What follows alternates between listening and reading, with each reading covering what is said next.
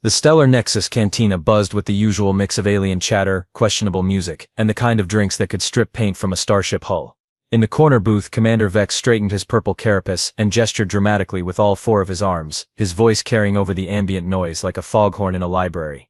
And that's when the beast showed its fangs, Vex declared, his compound eyes gleaming with what he clearly thought was heroic intensity. 4 razor-sharp canines, each one longer than my smallest finger.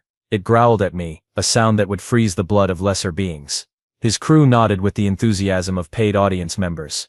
Lieutenant Clicks, whose species looked like someone had crossed a praying mantis with a filing cabinet, clicked his mandibles appreciatively. Tell them about the chase scene, Commander. Vex's chest puffed with pride. Ah yes, the pursuit. The creature stalked me through the urban jungle, its predatory instincts honed by millions of years of evolution. It moved with the fluid grace of a born killer, matching my every step. He paused for dramatic effect. I barely escaped with my life when it cornered me near one of their primitive dwellings. Navigator Krex, who resembled a blue jellyfish wearing a uniform, wobbled excitedly. And the pack animals, Commander. Don't forget the pack animals. How could I forget? Vex shuddered theatrically. Golden death machines. Every one of them. They hunted in coordinated groups, using primitive but effective communication. Constant barking, sharing tactical information. One of them actually managed to knock me to the ground with a full-body assault. The cantina had grown quieter, other patrons leaning in to catch the tale of these brave explorers who had somehow survived the death world known as Earth. Vex basked in the attention like a lizard under a heat lamp. The humans, he continued, lowering his voice to a conspiratorial whisper. They've somehow managed to coexist with these monsters. Whether through some dark pact or Stockholm Syndrome, we couldn't determine. They actually seemed to enjoy the company of their captors. Clicks nodded sagely. The psychological conditioning must be extensive. We observed humans voluntarily feeding the beasts, even allowing them into their homes. Remarkable adaptation, Krex added. Though it explains why they never developed proper spacefaring technology. Too busy surviving their own planet. Vex raised his drink, a swirling concoction that changed colors every few seconds. To survival, gentlemen. We've seen the belly of the beast and lived to tell the tale. Not many can claim to have faced Earth's apex predators, and returned with all their limbs intact. The toast was interrupted by a soft chuckle from the next table over. The sound came from a woman who'd been quietly nursing what looked suspiciously like actual Earth coffee while reviewing star charts on a tablet. She had the kind of calm confidence that suggested she'd seen things that would make a Rigelian warlord wet himself, but she wore it like a comfortable sweater rather than a battle scar. Sorry, she said, not sounding sorry at all. I couldn't help but overhear your fascinating tale of survival. Her accent had that particular Earth quality that somehow made everything sound both friendly and vaguely threatening, like a kindergarten teacher who moonlighted as a bounty hunter. Commander Vex swiveled toward her, his compound eyes adjusting to focus on this interruption to his moment of glory. And you are? Captain Maya Rodriguez, Earth Transport Authority. She raised her mug in a mock toast. Just wanted to congratulate you brave souls on your harrowing adventure. It takes real courage to face down a golden retriever. The temperature at the alien table seemed to drop several degrees. Vex's carapace shifted from purple to a mottled burgundy, which in his species indicated either embarrassment or the early stages of molting. You're from Earth? Born and raised in Houston, Texas. Maya took a sip of her coffee, seemingly oblivious to the way every alien in the cantina was now staring at her. Lovely little planet, once you get used to the constant threat of death. Lieutenant Clix's mandibles clicked nervously. You must be one of the conditioned ones. The Stockholm Syndrome cases we observed. Oh, absolutely. Maya's smile was the kind that made smart people check their exits. We're all completely brainwashed. That's definitely why we voluntarily share our homes with 4-legged killing machines. She paused, studying their faces. Though I have to ask, which golden retriever tried to hunt you down? Because that sounds like Mr. Peterson's dog Buddy, and he's usually pretty chill, unless you're carrying a tennis ball. Crix wobbled uncertainly. The beast was massive, nearly reached my thoracic joint. So about 3 feet tall at the shoulder. Maya nodded thoughtfully. Yeah, that's definitely Buddy. Sweet dog, loves belly rubs and has a weird obsession with squirrels. She leaned back in her chair. Did he bring you his favorite stick? He does that with newcomers. The silence stretched like taffy in a black hole. Commander Vex's color had progressed to a sickly puce. The creature was clearly a predator. The teeth, the aggressive posture. Oh sure, all dogs have teeth. Buddy's got 42 of them actually. Maya's tone remained conversational, the way someone might discuss the weather or the local sports team's chances this season. Though calling a play bow an aggressive posture is a bit like calling a hug an assassination attempt. Play bow, clicks ventured. You know, front end down, rear end up, tail wagging like a metronome on speed. Maya demonstrated with her hands. It's how dogs say hey, want to have some fun, in their native language. The alien crew exchanged glances that screamed we may have made a tiny miscalculation. Navigator Crix was now wobbling with what appeared to be existential dread rather than excitement. And the feline predator? Vex asked weakly. Maya's grin widened. Oh, you met a cat too. This just keeps getting better.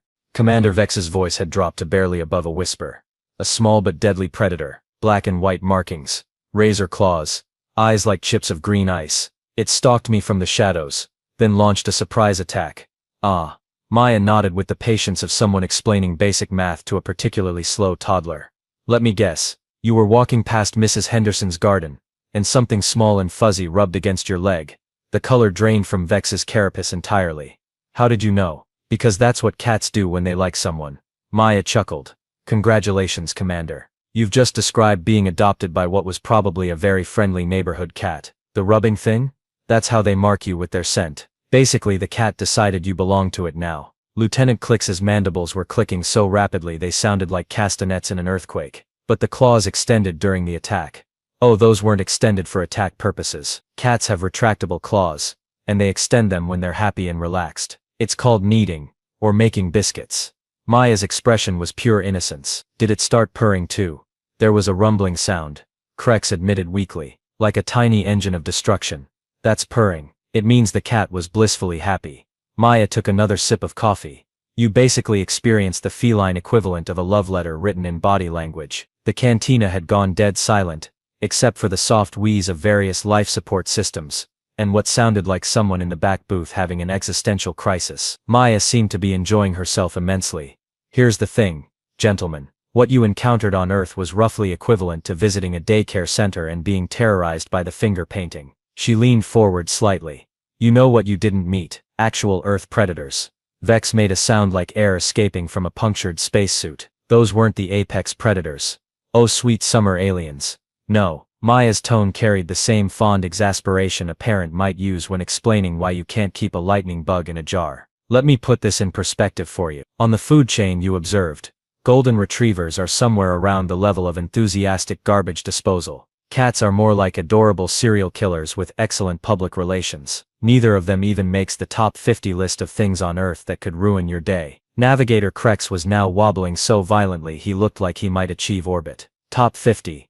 Earth has mountain lions that can leap 40 feet horizontally and crush skulls with their jaws. We have bears that weigh 3 times what your entire crew does combined and can run faster than your emergency shuttles. There are sharks that have remained virtually unchanged for 400 million years because evolution looked at them and said, yeah, that's perfect. No notes. Maya was warming to her subject now, and her audience was looking progressively more horrified. We have wolves that hunt in coordinated packs using tactics that would impress your military strategists. Crocodiles that can death roll a full-grown buffalo. Spiders the size of dinner plates. Jellyfish that can kill you with a touch. And that's just the stuff we can see without a microscope. The aliens were now staring at her with the kind of fascination usually reserved for watching an approaching supernova. But here's my favorite part. Maya continued cheerfully. All of those things. They're afraid of humans. The silence that followed could have been bottled and sold as a sound dampener. Commander Vex's carapace had now achieved a shade of gray that suggested his species' equivalent of a full-blown panic attack. That's impossible. Humans are clearly the weakest species on your planet. No natural weapons, no armor. Limited speed. Maya's laugh was the kind that made seasoned warriors check their insurance policies.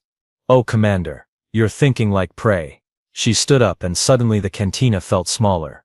Not because Maya was particularly large, but because she carried herself with the easy confidence of someone who had never met a problem she couldn't solve with sufficient application of creativity and stubbornness. Let me tell you about humans, gentlemen. We're what biologists call persistence hunters. You know what that means.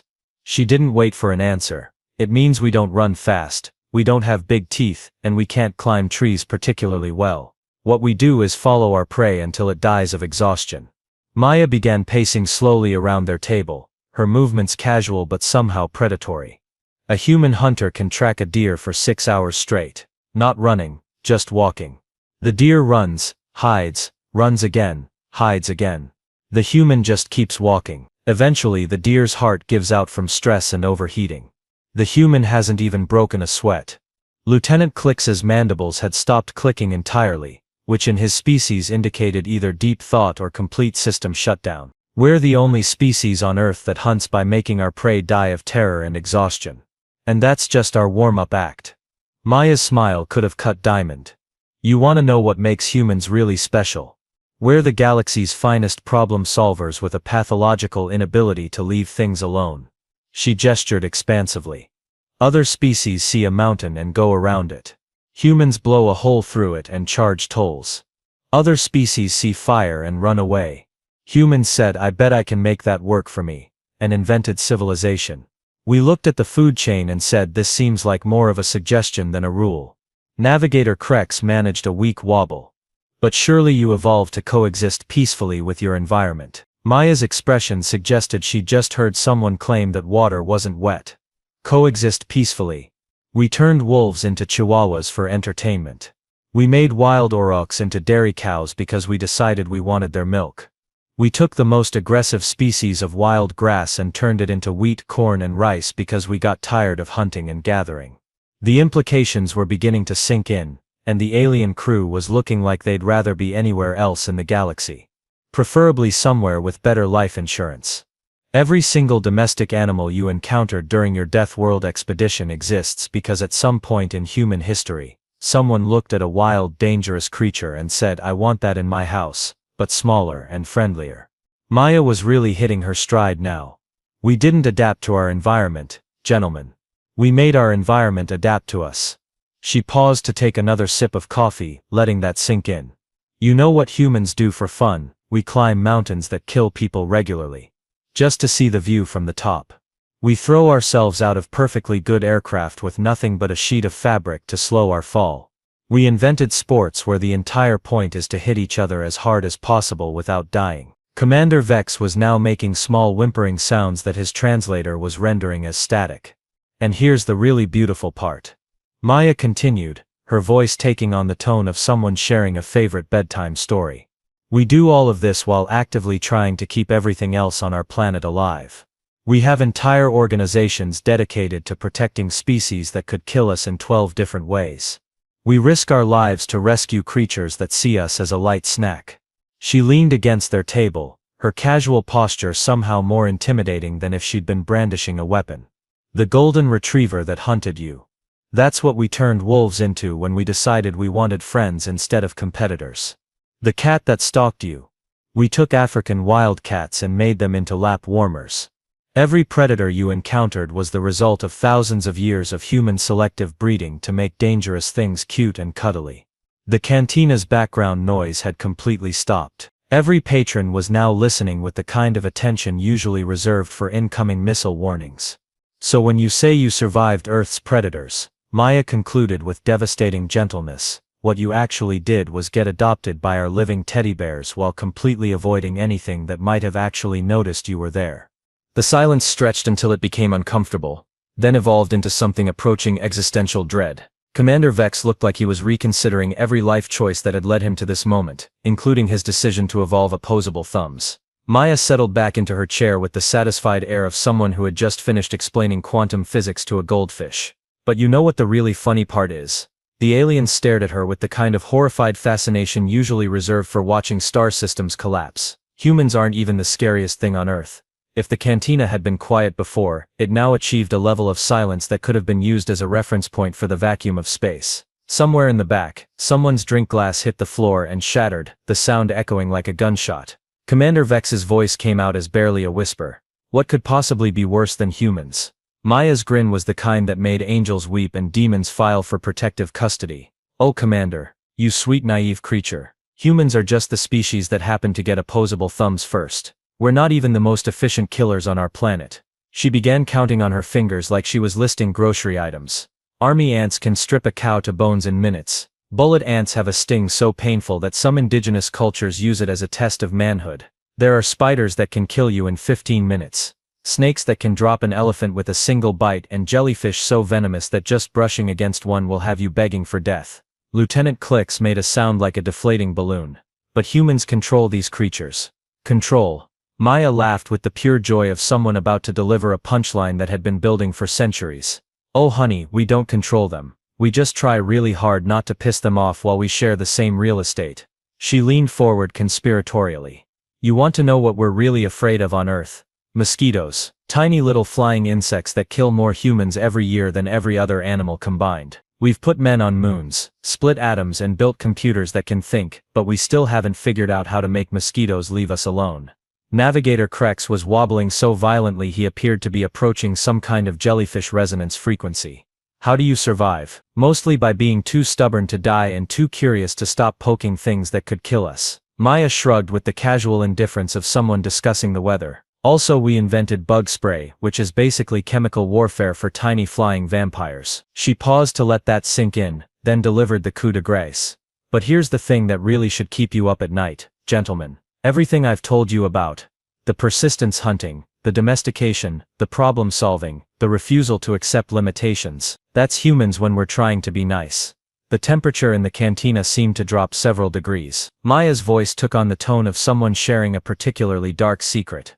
You landed on Earth during what we call peacetime. You met suburban humans who were probably heading to work at jobs they tolerate to pay for houses filled with creatures they've bred to be adorable. You encountered the most domesticated, civilized, comfortable version of humanity that has ever existed in our species' entire history. She stood up again, and this time even the bartender took a step back.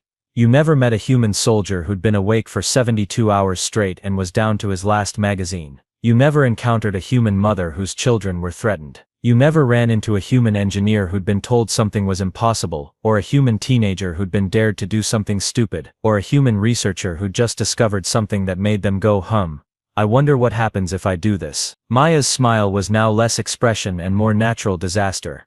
You think golden retrievers are scary? Wait until you meet what humans become when we're not busy being polite. We have a saying on Earth, speak softly and carry a big stick. You met the soft speaking part. The big stick was having a barbecue in someone's backyard and didn't even notice you were there. Commander Vex was now making sounds that his translator had given up trying to interpret, settling for a series of worried beeps. And the absolute best part, Maya's voice dropped to barely above a whisper, but somehow it carried to every corner of the now silent cantina. Every single human you met looked at you, recognized that you were clearly not from around here, and their first instinct was to be friendly. They probably would have invited you over for dinner if you'd stuck around long enough. She finished her coffee in one long swallow and stood up, brushing imaginary dust off her uniform. That's what humans do when we encounter something new and strange. We try to feed it. The silence that followed was the kind that archaeologists might find preserved in amber millions of years from now. A perfect specimen of the moment when three alien explorers realized they had fundamentally misunderstood the nature of reality itself. Commander Vex was the first to move, his forearms fumbling for his credit chip with the desperate urgency of someone trying to defuse a bomb while blindfolded. His carapace had achieved a color that didn't exist in most species' visual spectrum, something between existential terror and please let this be a nightmare. Check please, he managed to croak, his voice carrying all the authority of a deflated balloon. Lieutenant Klix was methodically shutting down his tablet, his mandibles clicking in what appeared to be some kind of prayer or possibly a factory reset sequence.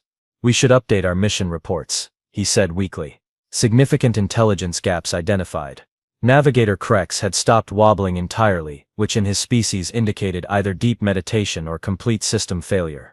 When he finally spoke, his voice carried the hollow tone of someone who had stared into the abyss and discovered it was making dinner reservations. We never even made it past the suburbs, did we? Maya's expression softened slightly, like a teacher who'd finally gotten through to particularly slow students.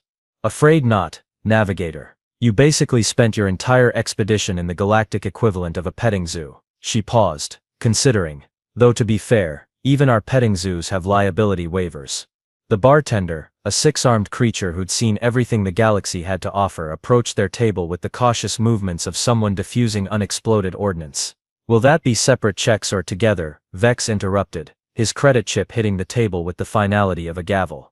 And add a 20% gratuity for the lady. She's provided us with a valuable education. Maya raised an eyebrow. That's very generous of you, Commander. It's the least we can do for someone who prevented us from making an even greater fool of ourselves. Vex's laugh sounded like air escaping from a punctured habitat dome. We were planning to submit our findings to the Galactic Xenobiology Journal. Surviving Earth, a study in extreme environment adaptation. Oh no, Maya said with genuine sympathy. That would have been awkward at peer review. The three aliens stood in unison, their movements carrying the careful coordination of people who had suddenly realized they were standing on thin ice over very deep water. Commander Vex straightened what remained of his dignity and extended one of his hands to Maya. Captain Rodriguez, it has been illuminating. Maya shook the offered appendage with the same easy confidence she'd maintained throughout the entire conversation. Pleasure meeting you, Commander. And hey, if you ever decide to come back to Earth, might I suggest starting with one of our nature documentaries? David Attenborough does lovely work. Really puts things in perspective. Lieutenant Clicks paused in his gathering of equipment. What's a David Attenborough? Think of him as humanity's ambassador to the animal kingdom. He spent his entire life getting up close and personal with creatures that could end him in seconds, and he does it with the enthusiasm of someone collecting stamps. Maya's smile was fond. He's 98 years old, and still climbing trees to film bird nests. We consider him a national treasure. The aliens exchanged glances that spoke volumes about their reassessment of human risk evaluation protocols. As they prepared to leave, Navigator Krex turned back one last time. Captain, hypothetically speaking, if one were to actually encounter Earth's true predators, what would you recommend? Maya considered this with the seriousness it deserved. Hypothetically, don't. She paused. But if you absolutely must, remember that most of Earth's dangerous creatures don't actually want to fight you. They want you to go away and leave them alone. The trick is figuring out how to communicate "I'm leaving" in their particular language before they decide to help you along. She raised her empty coffee mug in a final salute. Also, never run from anything bigger than you are unless you're absolutely certain you can outrun it. And never ever, under any circumstances, get between a mother and her babies. That's universal across every species on Earth, from mice to blue whales. Commander Vex nodded gravely. Valuable intelligence. We'll include it in our revised reports. One last thing, Maya called as they reached the cantina's exit.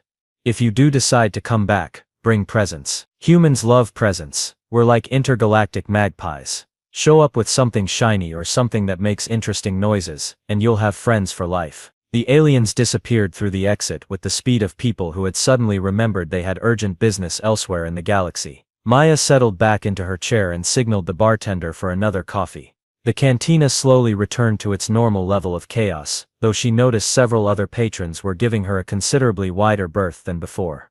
Maya didn't mind. Sometimes the best diplomacy was the kind that left everyone with a healthy respect for boundaries. She pulled up her tablet and made a note in her personal log. Encountered 3 Rigelian explorers today. Provided basic Earth orientation. No incidents. Recommended they start with documentaries next time. Then she added, note to self, Earth really needs better tourism brochures. Come for the scenery, stay because something ate your ships probably isn't the message we want to send. Maya finished her coffee and gathered her things, already looking forward to getting back to Earth. After all, she had a date with her neighbor's golden retriever, and Buddy was probably wondering where his new alien friends had gone.